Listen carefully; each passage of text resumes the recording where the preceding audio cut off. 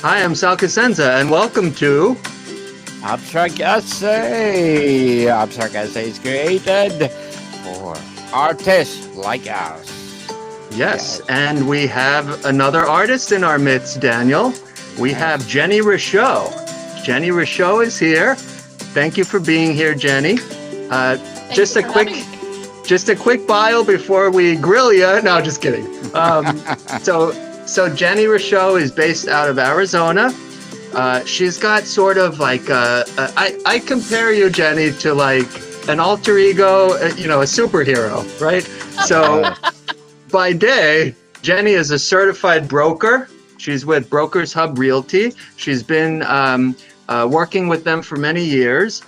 However, she's also the founder of Studio Richau and its subsidiary, which is newly created and debuting soon with some great new work by local artists called Richau Co, which has a nice sort of sound to it.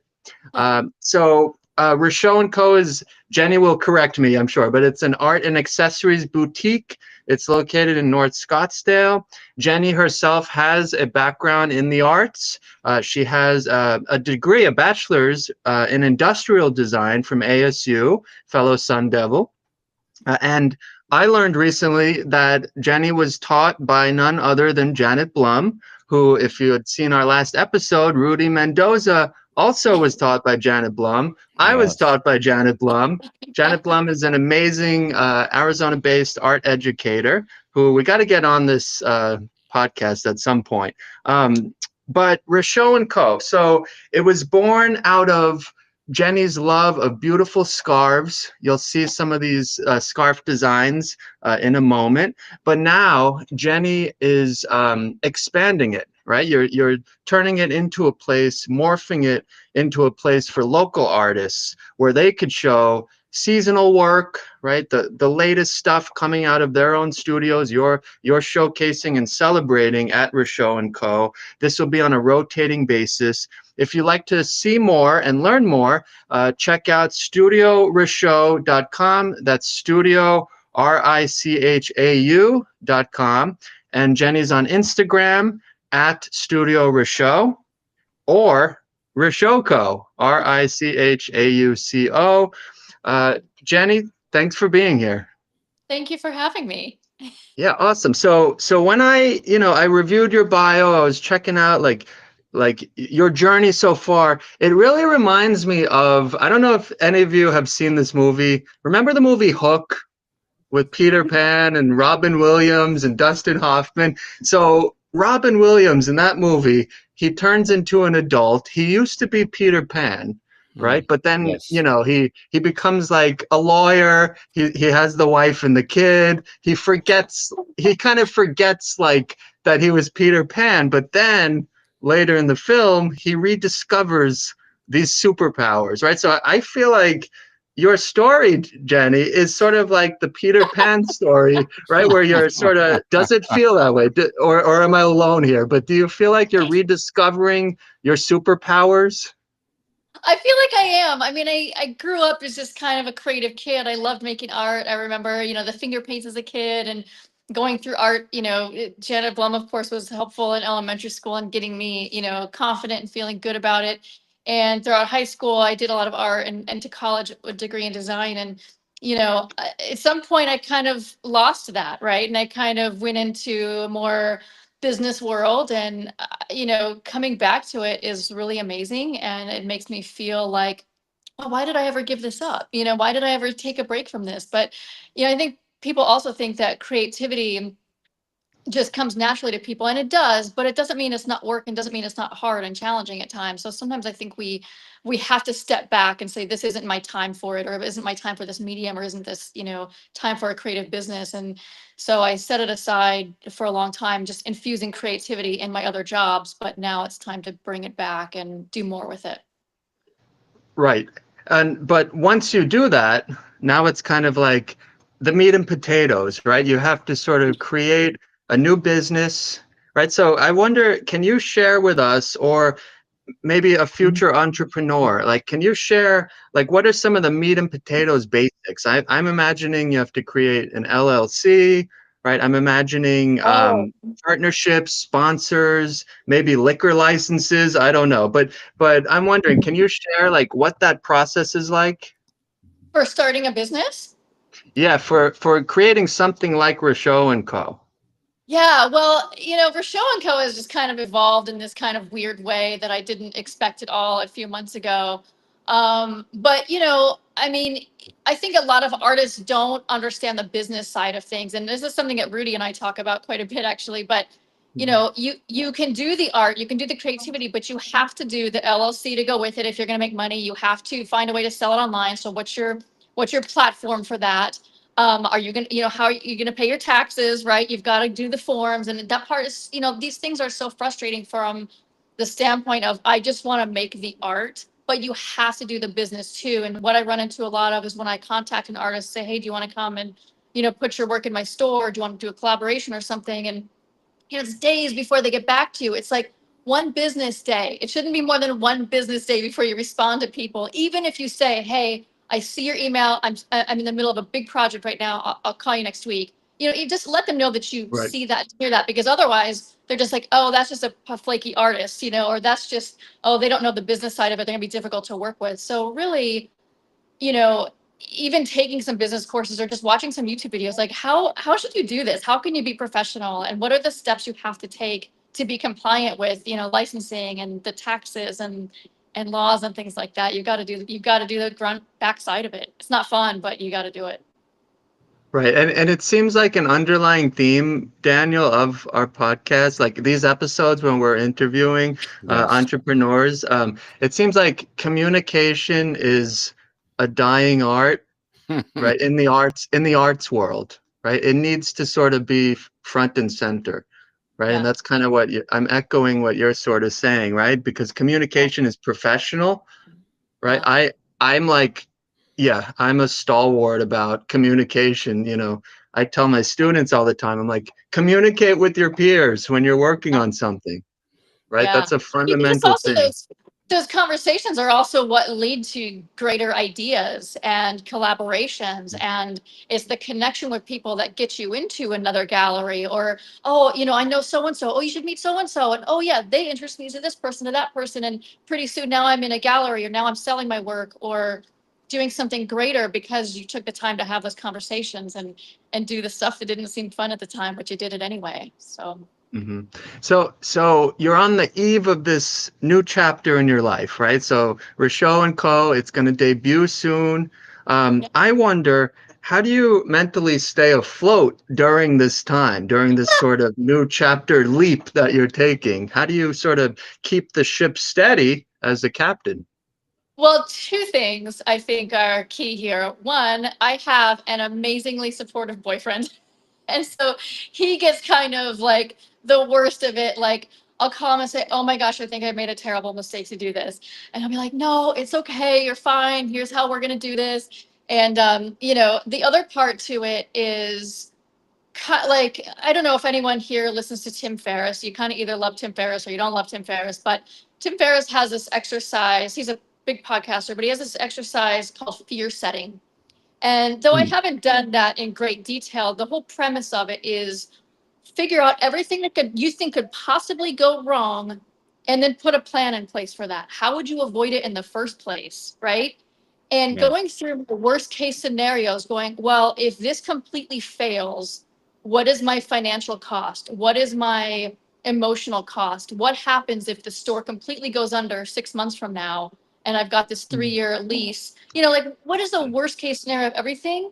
And then you just put stopgaps in place for that and a plan in place. And then once you realize, oh, these scenarios are A, not even likely to happen, and B, like, right. they're fixable. You can fix anything, And it takes the So shock away, right? yeah, Like yeah. the So scare then when you factor.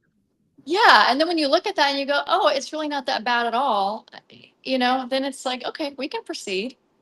So Yeah, I think it's I think that that's really great advice, right? For anyone starting a business, for anyone who has like a dream to create something new, be prepared for the worst case scenario, but don't expect it, but just be right. ready for it, right? That's really good feedback. Yeah. And That's like, I also felt like this, what we start Richau and Co as in August of 2025, and what happens, you know, in the first 6 months, in the first year, in the first 2 years, we're going to be on a weaving path. It's not going to be a straight line. There's not going to be one moment of success. It's going to live and breathe and change and grow organically. And I just have to be open to what that looks like. You know, the old me right. was like, it's going to be this way and we're going to move forward in this direction and everyone's going to want this one product. And, and I would frustrate myself with things like that. But right now I just kind of had to let the reins out a little and say, whatever happens is going to happen. And I need to be prepared to shift directions if I need. Yeah, I mean, you're right. It's definitely a complicated art market in Arizona. Um, but I think there's a great art scene here, you know, in Phoenix, especially parts of Scottsdale. It's the biggest challenge is the summer always, but luckily you know, the summer for this year is over soon. And I think in your case also just messaging, right? And you're doing that, right? But messaging is important. Getting it out, getting word out through many different channels is important. So that's good. I want to ask you also, as a creative entrepreneur, what aggravates you? Like what frustrates you, like maybe in your own journey and process in getting Richau and Co off the ground, or something you've seen, or some sort of roadblock? I think I could probably narrow it down to two things. One would be I lack patience. I Hmm. think everything needs to be done immediately, right Me too. now. And, you know, things don't always work on my schedule. And that is so frustrating to me. But also, I think people have an assumption that because you're creative and you made something beautiful or created a beautiful space, that it came easy to you. And they just think, and I did this even when I was a designer, people would think, why would you charge so much? It's just so natural to you. It's like, one, maybe not, and two, that doesn't make it worth any less. You know, like I'm not good at accounting. You're an accountant. That doesn't mean you should work for free just because you're naturally good with numbers. So I Yep. think people's perception of, oh, because it's you have this sort of natural ability, it comes easy, but it doesn't. There's always struggle behind the scenes and challenges that we don't talk about or show the world.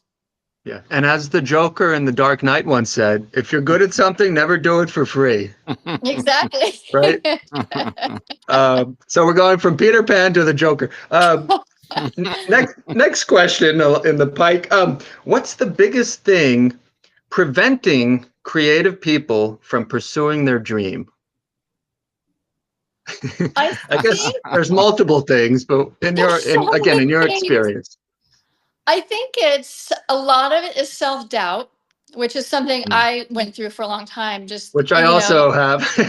yeah, there's self-doubt and there's imposter syndrome that really stick with the Yeah. creatives. There's also, I think, a perception of creative careers aren't real, that it's like a hobby, or that, oh, you'll never make enough money as an artist. Um, you know, and so I think people think, well, I have to work this banking job to put food on the table so I can afford to be an artist when I retire or afford to make art on the weekends, when really if they, you know, double down on their art, their craft, their passion, you know, it might turn into a business. But I mean, they could turn it into a business. So I think there's self-doubt, and I think there's just this disbelief of that creative fields aren't real jobs. Right. Which, you know, we have to just mentally like plow through that, right? Really. Because And you that's, know, it's ridiculous. I mean, if you think about, my brother and I have talked about this so many times. He's a professional musician. And, you know, if we look at classic example of in the pandemic, when everything shut down, the world shut down, right? Couldn't go outside, you couldn't do whatever. What did we turn to? We turned to the right. arts. We turned to movies. We turned to music. We turned to picking up new hobbies. Well, guess what? All those people putting those things together, the movies, the books, the series on Netflix, those are all creative jobs. Like creativity really is everywhere. It's all around us, and really kind of is the kind of Yeah. hidden unsung hero behind so many things. The pandemic, that lockdown was almost like it gave artists and creatives almost permission, Like you Yeah. had free reign to just create during this time because there's nothing else to do. You don't Yeah. have To to go to create. work. Yeah. To Right? create and to consume the creativity, right, from other people. So, Like yeah. one of the only good things about that period, right? It was like it was ripe with creativity. Yeah. Yeah, but mentors. I'm wondering, did you have mentor? I mean, we talked about Janet Blum. How is Janet Blum fundamental, I wonder, to your early career? Gosh. You know what? And I'll She's send this so, to her. we could talk for hours about how She'll amazing get a she is. kick out of it.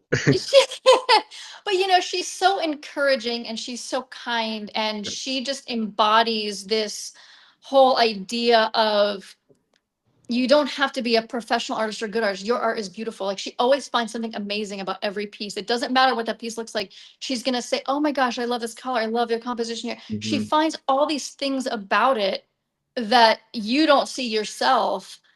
She told me when I saw her at that painting event that night, she goes, "I still have a piece you did in sixth grade, or maybe it was freshman year." I was like, "What?" Like I don't even remember that piece, and of all the things that have come and gone out of her life, she still has one. And I kind of hope she doesn't because it's probably Yeah. terrible, but And she's yeah, she's painting now too, again, Janet yeah, Blum. But yeah, and we talk about low self-esteem. Janet Blum was a low self-esteem killer. She would sort of stop it in its yeah, tracks, right? She would give us like comments and feedback that emboldened us, that sort of correct. broke us out of that shell, Yeah. which we're both grateful for, obviously. Yeah. I want to ask you, and then Daniel, I'm sure you got a bunch of questions too. Um, what would Jennie Richau say to Jennie Richau from 10 years ago?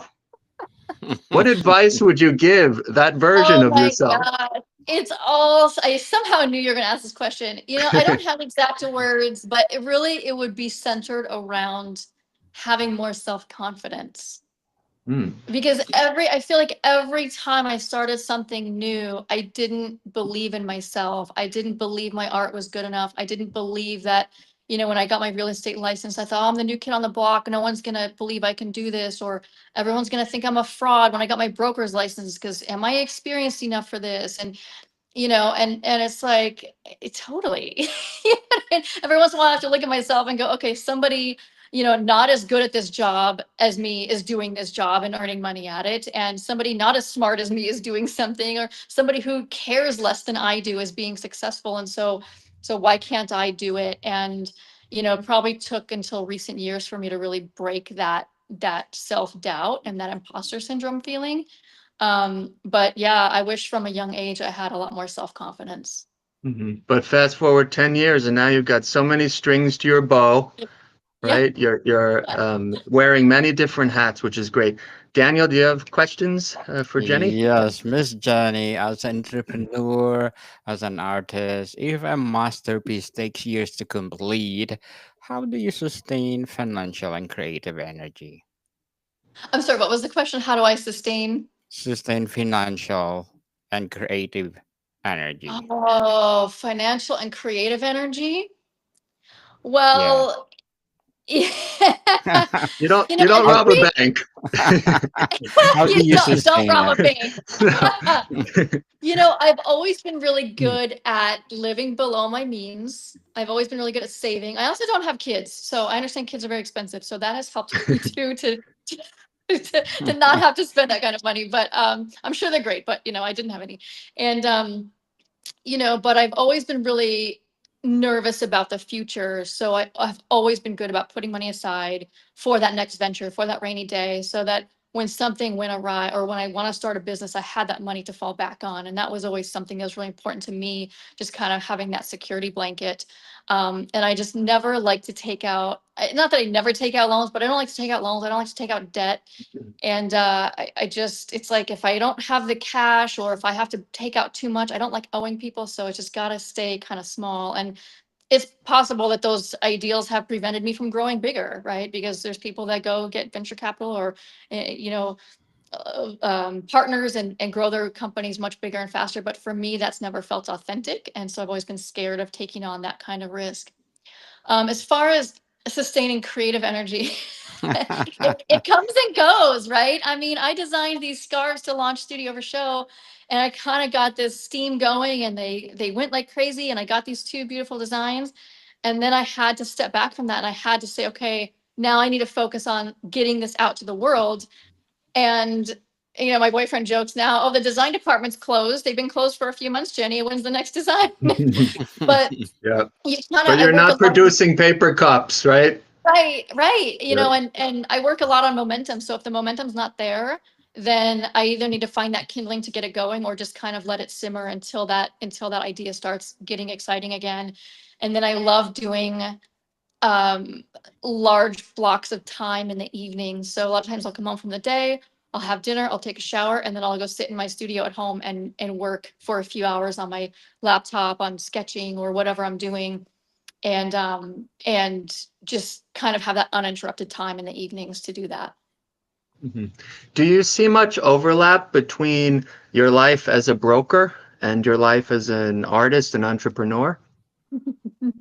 No, the Mm. real estate world is chaos all the time.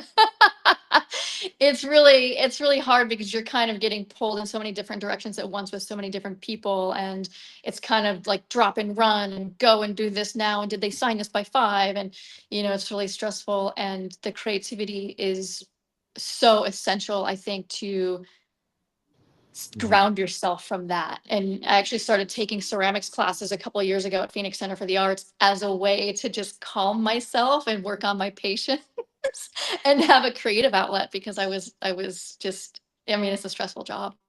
Yeah. So we're talking with Jennie Richau. Again, you could check out studiorichau.com. Also, Instagram at Studio Richau. I want to also ask Jennie, is art still relevant? Is the work we do relevant? Is it going to survive in 20 years in this age that we live in with AI and with content creation, right? Everything now is content, right? Yeah. So do you see a path to be carved for the work you're doing and the work that other local artists are doing? I think art will become more important in the years to come. Handmade art, stuff that comes from your brain, not the computer. I think for the immediate, as AI really, I mean, it's exponentially growing and becoming more advanced and interesting and helpful or destructive, depending on the circumstance. Mm, But I think that we're going to have this novelty with it for a while, and then kind of explore its boundaries and figure out how far can we push those. But I think then we're going to realize, oh, this AI stuff, there's nothing behind it. There's no human behind it, and that painting is now more important, and that handmade jewelry is more important, because AI can't make jewelry. AI can't do, that painting behind me or this painting behind me. The AI can never put brush to paper, to brush to canvas. AI can never silversmith something. And the further we get away from human touch in our lives, the more we're going to realize the importance of that. So I think in the short few years, people are going to say, oh, what do we need artists for? We have AI. But in 5, 10 years, they're gonna be like, oh my gosh, artists are so valuable and so important. mhm. And I think it will be more, even more valuable to us in the future. Very well said. You're giving me hope today, Jennie. I was But about to. I also think that AI is interesting. I mean, even when I was working on my next scarf design, I was like, I gave it to chat. I said, well, what would you do with this? I'm kind of stuck on this part of it. What would chat do with it? And it gave me some ideas, like, actually, that's really cool. What's my version of that? How can I Mhm. incorporate some of this? Because it kind of just got me on a different path for thinking. And I really appreciated that I can kind of go to it just to spur some ideas, but then take it from there and make it my own. Yeah, and AI, it's another tool in the toolbox, right? At the end Exactly. of the day, if we are able, like you're saying, to contain it and to work with it, it's another tool, right? It's like Exactly. a paintbrush. Um, Daniel, any other questions for Jennie? Miss Jenny, what role does failure play in achieving a masterpiece? Hmm. The failure is so important, because if you never achieve that, if you never have failures, you're never going to know when it's finished. You're never going to know when you have something amazing, right? If you don't have the dark, you can't have the light. If you have to have both. It's the yin and the yang of the world, where you'll know when you have a success on your hands because you know what didn't work. If you just do the one thing, I do this all the time. I do one thing and I'm like, oh, I did it right. It's awesome. It's perfect. And then I go back and try to recreate it or try to expand on it. And then I realize that first one that I thought was amazing, total failure, right? Because what I came up with afterwards was the real success. Yep. Beautifully. So, and you're a certified Feng Shui practitioner as well, right? That's correct. Yeah. Yeah. Do you see overlap there? Because your response kind of, I could see that. That has brought a huge balance to my life. I mean, going through that certification program, I think it was 6 or 7 years ago, really helped shape how I see things, because we really have to find balance in things. And we really have to think about, how does this space make me feel? How does this color make me feel? How does the imagery affect my life?